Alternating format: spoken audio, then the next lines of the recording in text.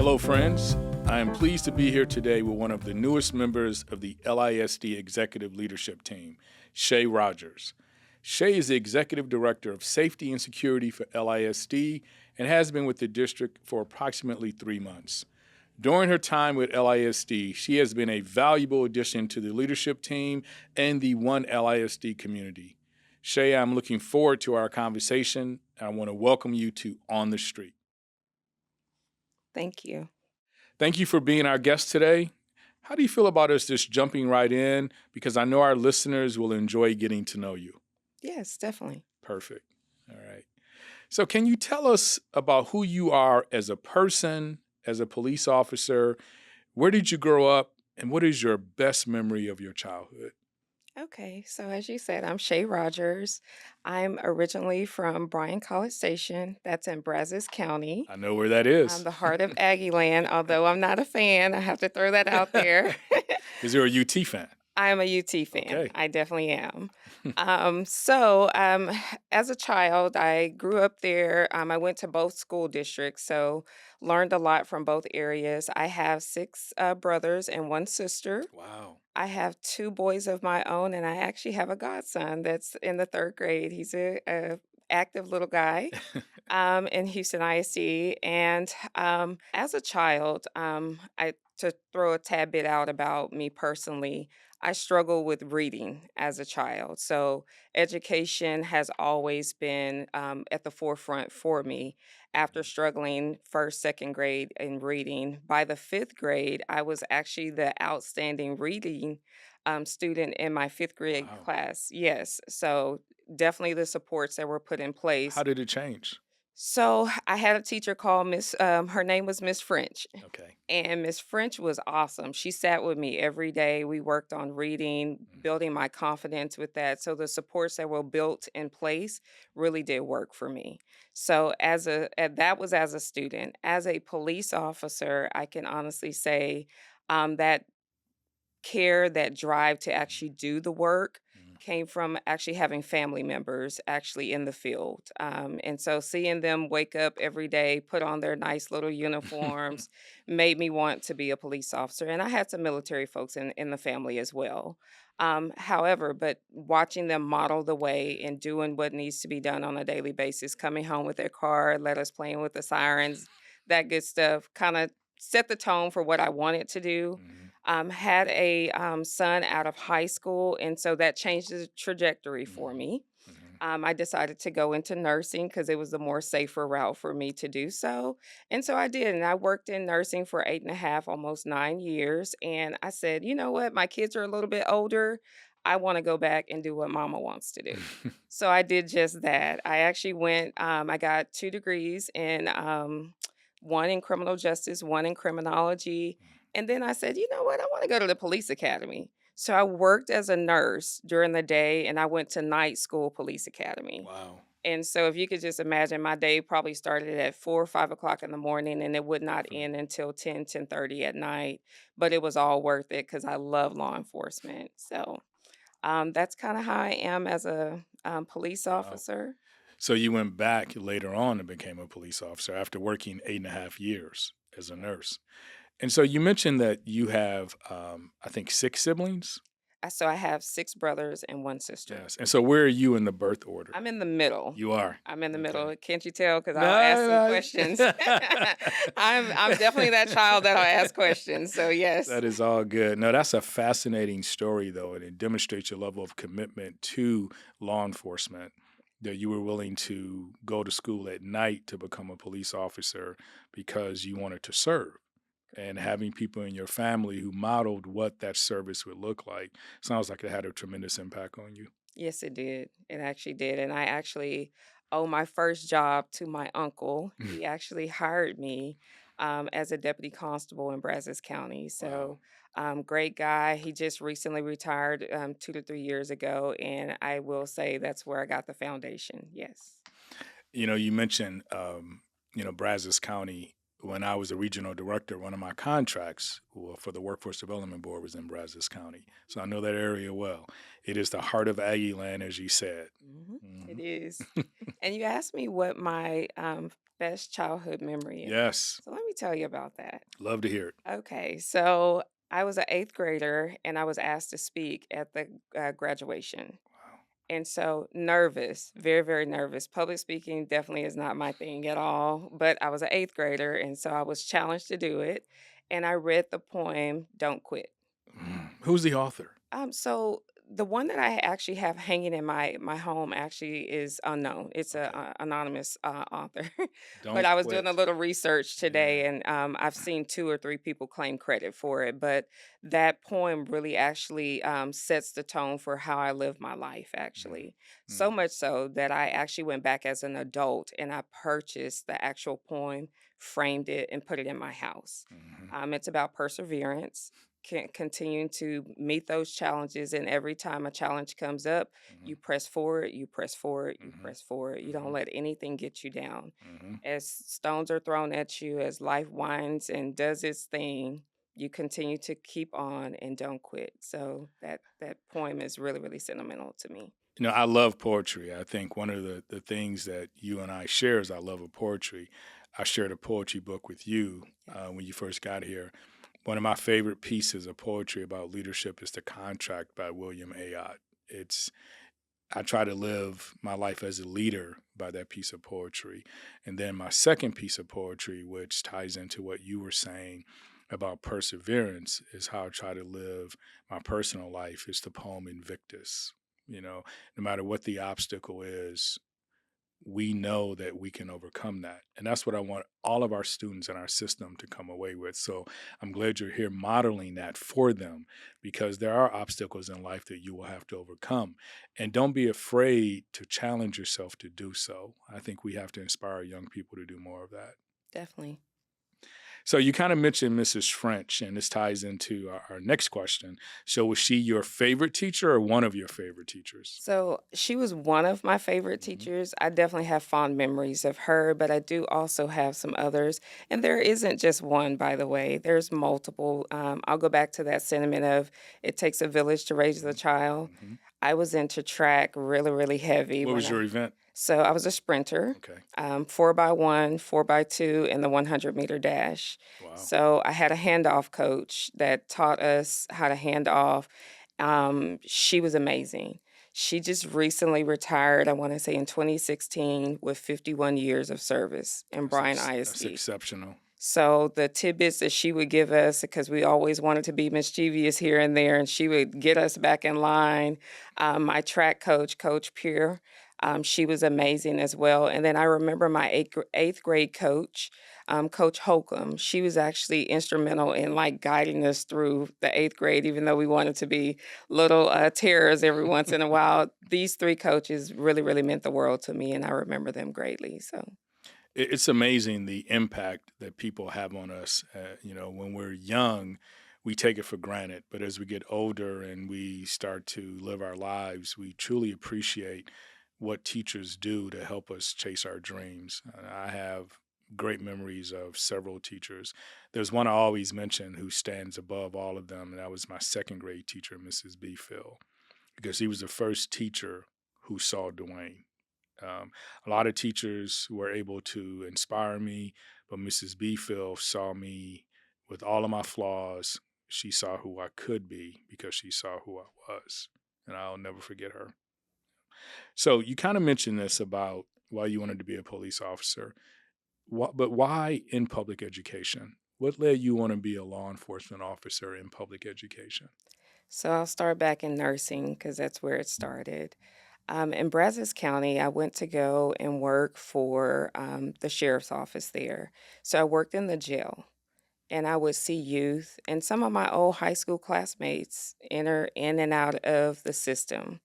And I would be that mama bear to say, hey, guys, y'all could be doing so much more with life. Why don't you go back to school, get a degree, get a trade? You don't have to go to college. Go get a trade. And Absolutely. so I had a few of my academy classmates that actually went into school-based law enforcement. And I started to ask questions about it, and it made perfect sense. I'm dealing with the internal at the jail, and then I get to actually see the education side of things. And actually, when I first went to my previous district that I worked for, I was really, really intimidated when I first got there because it was a different atmosphere for me. And so the school that I actually was situated at, they had a lot of challenges going on, and it wasn't just the criminal aspect. I'm not talking about that. I'm just Right. talking about just internal challenges.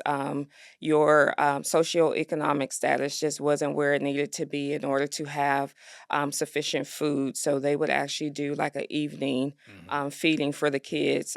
So there were just many faucets that had me just wanting to stay in school-based law enforcement. You felt that pull to I serve again. did. I Hmm. did. And I Hmm. continue to actually say, you know what, I'm going to help out. So I would stay late. Even if I wasn't getting paid, I would be there to help out because I wanted to ensure that students actually succeeded. Prom came around. There was a few girls that could not, purchase dresses.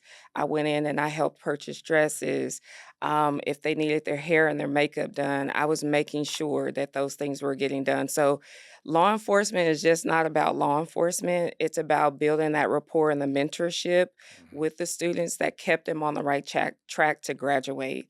And guess what? I got to see them graduate. It had to be Oh, pretty did I special. get to see them graduate? Yeah. I got to hug, I got to yell and Celebrate. scream with Hmm. them Hmm. that they made it Hmm. because the life that they had was tough, but the encouragement along the way allowed me to be able to push them forward to actually succeed. One of them decided that they wanted to go be a mortician, which I was like, "Oh my God, I don't know if we could do this," but we actually did get her through to what she wanted to do. Right. So just those little bit of everyday encouraging the Hmm. students to do the right thing, stay on track. You don't have to be what they say you are That's right. in order to succeed in life. So yes, that school-based law enforcement, I literally loved working around kids and I've made it a career and I love it. It's not a job if you love what you're doing, and I No, love I what I agree. do.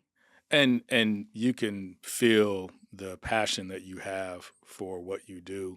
I think when you talk about being in school-based law enforcement and being able to mentor and to serve beyond the perception that people might have about a police officer, I think that's so important because it allays some of the concerns that people may have about school-based policing because they are part of the community, the school community. So it's so important for people to see them as full-fledged members of that community. And it sounds like that's really important to you. Yes, definitely. Mhm. So as you stand up your new department, what are the key things that you want to focus on in terms of culture and mission? And what is your vision for the department? So my vision, I'll start there first, Hmm. the mission and the vision. So to create a safe learning environment and working environment for student staff in our community that comes actually to the schools. My vision for that is to create a community-based oriented model, policing model within our district so that we can actually bridge the gap between the police and our community, and not just our students, because the community has to feel confident in us as well. Hmm. So, building that rapport within our students by implementing programs such as kicking it with a cop or coffee with a cop, or if we have to, we would get out there and we would actually do some of the same community outreach programs with our students. And so, building that community based model within the schools will help bridge that gap. It's important for the community to actually have faith and trust Hmm. that we're going to bridge the gap between law enforcement and our community, as well as, I won't say eliminate, because there has to be a balance of discipline as well as law I enforcement. completely agree. So there has to be some balance. And with that balance comes putting in supports in place to prevent those things from occurring. And what I mean by that is if we build in incentive-based community outreach programs, Hmm. it'll prevent us from being utilized in the wrong way in order to actually enforce the student code of conduct. If it's a student code of conduct issue, that definitely should be handled by the administrator. If Hmm. it has a criminal element to it, then that should be done by the police. We should not be involved in anything that would be student code of conduct based. Yes. And so I think that will eliminate or even prevent the school to prison pipeline, because it actually allows the district to separate the two, Yes. but work together in order to establish safety and security within the schools. Which is the overall goal, right? Correct. No, I like that approach, because I think if something is a student code of conduct issue, it's an administration issue. Correct. Once it transcends into being a legal issue, then the police department is involved. And I think that clarity around that dichotomy is so important for the system to provide that overall umbrella of safety. And I'll take it a step further to say that hiring the best qualified officer to work in schools is also important as well. Extremely important. Municipality policing is definitely different than school-based policing. So hiring that person that actually has the desire and the drive to work with students, to understand the needs of students. And then there's the challenge of the mental health issues as well. So being able to just bridge all of that into one education system, as well as the school-based aspect of it, will actually change the trajectory of the school to prison pipeline. I think putting the right people in place, putting the right training aspects in place, will either prevent and or it could eliminate those things if it's done the appropriate way. No, I would agree again. The only thing I would add to what you're saying is, when we talk about the school to prison pipeline, as one of my good friends always says, there is correlation, but not causation. And I think that the more that we can interrupt the correlation between not doing well in school and possibly ending up in the legal system, I think the better off all of our students will be. And I think our system will be more responsive to the needs of all students if we can get there, because I do think there is correlation, but not causation. I agree with you. Yeah. And putting that support in place. Is extremely important. I will say that in previous experience, if you train them well, things will definitely bridge and work. It's just a matter of doing the hiring, training, and retraining if needed. Because it should be ongoing. It should be ongoing. And then here's another thing that you can also add to that. In my previous district, we called it wraparound Yes. services. Um, Treating and educating the whole child versus us saying, hey, we're just going to throw discipline at it, or we're going to throw a criminal charge at it. There could be some other underlying issues that are going on that we, as a school-based entity, need to address. And I think those things as a whole can be addressed with a team of folks. And police are a part of the team. We're not lead Absolutely. team, we are part of the team. And so therefore, when utilized correctly, we can live in the same working spaces and make a safer environment for our students. I'm a big fan of the wraparound services model. I am, having some time working in the nonprofit community, you really understand how the wraparound model under the collective impact model can better serve the needs of the entire community. And I also love what you said too, is that police are part of the team. They're not the entire team. But also, just as important, people need to see them fully as part of the team and not as separate, Correct. because that integration is critical to the success of school-based policing. So Shā, we know that safety is foundational to student success. Students have to feel safe before they can learn. And I'm sure you saw this in your previous position.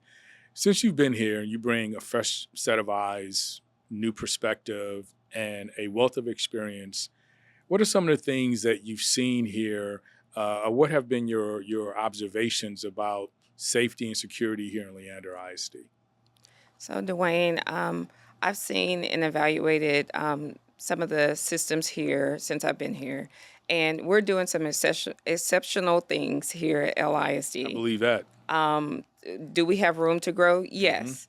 And as those things come up, we'll make adjustments along the way. But we're doing some exceptional things here. And so just with the bond, putting some supports in place with that, I think we're well on our way to improving our safety model And our kids are safe regardless of what we're doing right now. We're in the improvement phase. And so I like that, what I see right now. But like I said, we always have room to grow. So, when you think about policing in 2024, Shay, what are some of the challenges confronting school policing? I know we've had quite the journey from 2020 to now. So, what are some of the challenges that you see?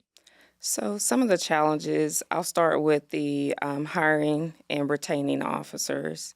The pool is limited. Mm-hmm. It really is. So, the challenge is to one, hire the best candidate that's available to work in schools, and then two, retaining those folks. And that'll occur over time. Every law enforcement agency is dealing with the same issues.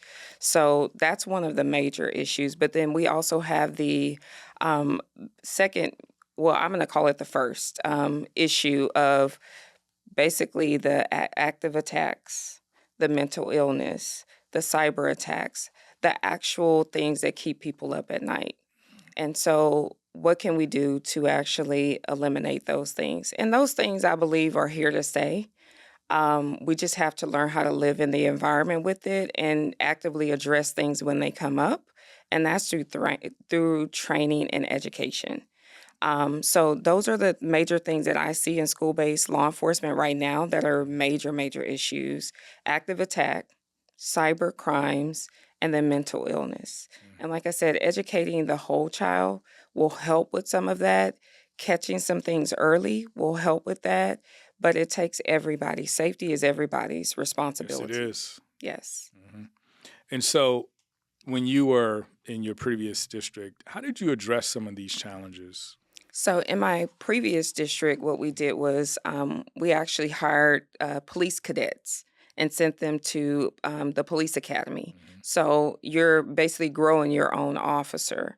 That helped because if you wanted to work in a school environment, we taught you from the ground up. So you didn't have bad habits. You didn't want to come in what we considered hot and heavy, wanting to arrest everybody. Mhm. We got to show you the school-based law enforcement way. So that helped with that aspect. The second major issue of dealing with the active attacks, the cyber crimes, the mental illness, we went in and we partnered with our social and emotional learning team. And the officers were trained every single year. You probably heard the story every year, but guess what? Reiterating the same exact thing because practice that muscle memory, practicing those supports that were put into place Mhm. actually helped with being able to, when you approach a child and they're in crisis for whatever reason, whether it's a criminal element or whether they're just having a crisis for that day, they knew how to deal with it because we partnered with social and emotional learning to get that done. We also worked really, really well with wraparound specialists. And so if there was some supports that were needed at home, the officer was able to reach out to the wraparound specialist and say, "Hey, I have a kid here that may not have enough to eat at nighttime. They've shared that with me. So, is there anything that you can do to help support?" And then that would bridge the gap with the family in order to have some of the social workers go out and just support. We're not here to, lock everybody up. And I think that's the sentiment that we have going on, but that's truly not the case. Mhm. Officers, like I said, are a part of the team. So that community oriented policing model works for school based law enforcement. I think challenging that notion that some people have that law enforcement is only here to lock people up is so important because we want all of our young people to trust the police officers that will be working in our schools. And you also said something else I want to lift up. You talked about my words, not yours, but the importance of hiring the right person, because school based policing, and I've never been a police officer, but I have a really good friend who's a chief in part of Central Texas, and he often talks about how there's a difference between being a police officer on Sixth Street and being a police officer in sixth grade. And that nuance that's required, the ability to see the individual child and to meet their needs by engaging other parts of the organization, I think that's what you want to bring into your department, if I'm hearing you correctly. Yes, sir. So just being able to hire the right person And then establishing the rapport with the staff and the students will connect that. So when there is trouble, an officer gets that information immediately to stop whatever threat that there is to the schools.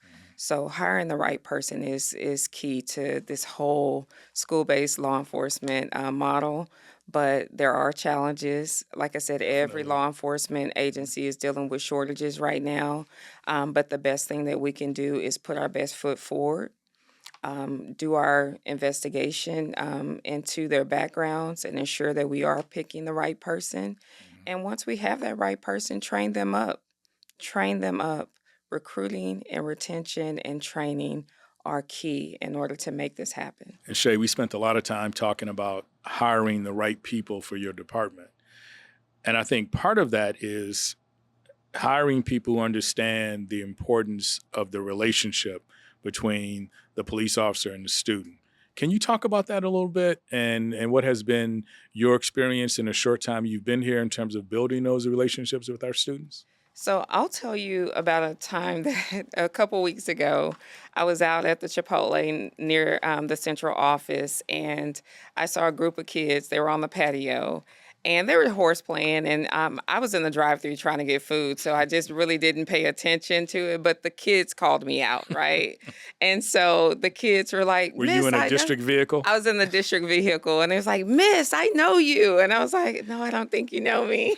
And so they said, "No, I think I saw you at my school. I know you." And I was like, "Oh, I don't think you know me." And so we bantered back and forth. We laughed. We talked. I literally spent 30 minutes with the kids. We were going back and Wow. forth, laughing and talking. I had to get out of the drive-thru and go inside of the business to go get my food. And when I came back out, they were still joking with me. And so building those relationships is key and important to doing your job. You're not off just because it's the evening. And so just having a relational presence in the community with our students is key too. Indeed. And so when you talk about the training piece, walk me through how officers are provided with cultural competency training, training around racial profiling, how the officers walk through that, and what does that look like? So, in my previous district, what we did, we actually brought an external person in to do our training. You don't always want to hear from your leaders. You want to hear from community leaders. And so during that training, like I said, you got to model. Everybody got a chance to actually speak freely. And then there were scenarios that were thrown out there that would challenge the officer to ensure that if there is any bias there, that you are able to check that at the door when you come to work. Because there are challenges or Bias is biases. something that we all have. We just have to control for it in our Correct. practice. Check it at the door. We're here to provide a service, and that service needs to be unbiased. It really does. And like I said, I think hiring the right folks and putting that training aspect in place. School-based law enforcement, we need you on campus during the year. So in the summer, they get a ton of training to just kind of show you what you're dealing with in the community as well as inside of the school to be able to support a school environment. Outstanding. So as we wind down our discussion today, Shay, and it's been just an absolute privilege to have this conversation with you as you embark upon your new role. Right now, you're the executive director, but you'll be transitioning to the chief of police. Is there anything else you would like to share with our community about who you are, about what you want for your department, and where you want to take the district in your role? So, I'm a mom. Let me start there. I'm a mom. So I truly understand safety and security is priority for everyone. Like I said before, safety belongs to everybody. You see something, say something, it could change the direction of an incident completely by just doing that. Being a mom, I put my kids through public school as well. So that fear of something happening throughout the day will always exist as a mom. But being a mom and knowing that that fear exists pushes me forward to say I need to implement and put supports in place so that every person that walks into a campus is safe That's my goal, and that's what drives me. And so for me, it's about creating the police department model that we can all see and affect change in going forward. So that's where I am with it, DeWayne. And I appreciate you giving me the opportunity to just share a little bit about me, but just know that I have the added value of mom and police officer and being able to see what needs to be ingrained into the police department and then bringing all of that together and creating it. So. Well, I'm confident that all of that will happen because in the time that we've been working together, I think I speak for the entire leadership team, we've been very impressed with the way that you discharge your duties with that focus and that passion, but also the curiosity that Dr. Garion always talks about. You know, you want to learn, and I think that's something that your officers, as you hire them, they will pick up on. I'm definitely a lifelong learner, so I'm always learning something and definitely have value to add to the team. And if there's anything that I can do to support your area or any area in the district, I'm willing to do just that. Well, we appreciate that, and I look forward to our offices working very closely together as you go on this journey. I see a lot of touch points between your practice and mine, so I'm looking forward to leveraging those. So I want to thank you again, Shā, for being our guest today. I have enjoyed working with and getting to know you over the past 3 months. Your leadership and expertise both serve as a valuable addition to our district and to our community. I look forward to collaborating with you and your department in the months and years to come. And we also look forward to having you come back and provide an update as you continue to build out your department. So thank you again for being here. Thank you.